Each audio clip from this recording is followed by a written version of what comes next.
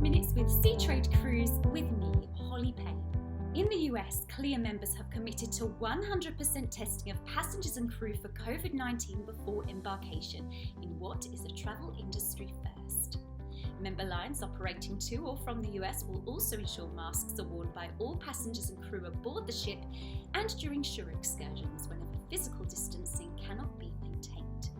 It comes after the Healthy Sail panel's 65-plus page report was presented to the CDC. The panel, made up of experts on behalf of Royal Caribbean Group and Norwegian Cruise Line Holdings, recommended universal testing and daily temperature checks as part of the CDC's call for public comment before its deadline on Monday. 74 best practices detailed inside the document allude to measures preventing COVID-19 from entering a ship, reducing onboard transmission and managing infection. The panel commented that the thoroughness of a cruise operator's testing plan and implementation of onboard mitigation measures should be the driving factor in creating a safe environment for cruising. President and CEO of Royal Caribbean, Michael Bailey, called the panel's results extraordinary, incredibly detailed and thoughtful. Speaking exclusively to SCN, he said that he's optimistic that cruising could restart from the US this year, but says there's work to do. The panel of globally recognised experts have been working together for months, chaired by Mike Levitt, former Secretary of Health and Human Services, and Dr. Scott Gottlieb, former Commissioner of the FDA. Royal Caribbean Chairman and CEO Richard Fane and NCLH President and CEO Frank Del Rio said the findings will be submitted to authorities around the world. Sun Princess and Sea Princess have been sold, with the latter going to Japan's Peace Boat, according to a broker.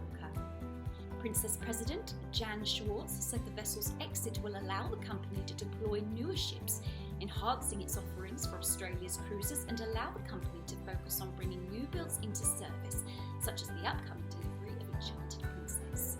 Sun Princess was introduced in 1995 as the first of the new Sun class of ships and debuted in the Caribbean. The 77,441 gross ton, 2,000 passenger capacity vessel was among the largest cruise ships in the world at the time. Sister ship Sea Princess became known for world cruises, completing the 6 since 2013. During its time based in Australia, the ship travelled the equivalent of 35 times around the world. The sales are part of Carnival's plan to accelerate the removal of less efficient ships. The two vessels are currently in Singapore's coastal waters.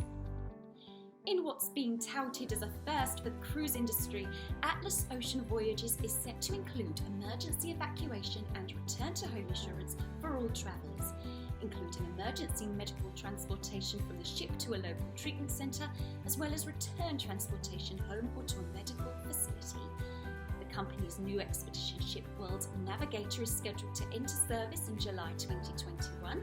President Alberto Aliberti said the measures will give passengers peace of mind. Knut Kloster, a founder of Norwegian Caribbean Lines, which later became Norwegian Cruise Lines, has died aged 91.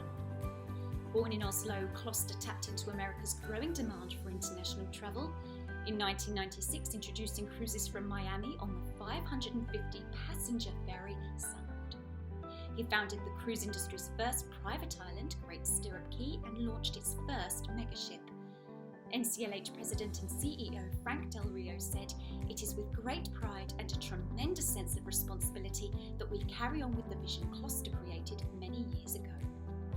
The cruise line will dedicate a section of its new Port Miami terminal to Kloster and introduce an annual recognition award in his memory. And finally, Disney Cruise Line has suspended all departures through to at least the 6th of December. Sailings are cancelled on board Disney Fantasy until then. Disney Dream is cancelled through to the 11th of December and Disney Magic until the 12th. The company said it continues to refine health and safety protocols for a future return to service and awaits direction from the CDC. That's all for now, but don't forget that you can visit www.seatrade-cruise.com for more news, or you can follow us on social media. Thanks for watching.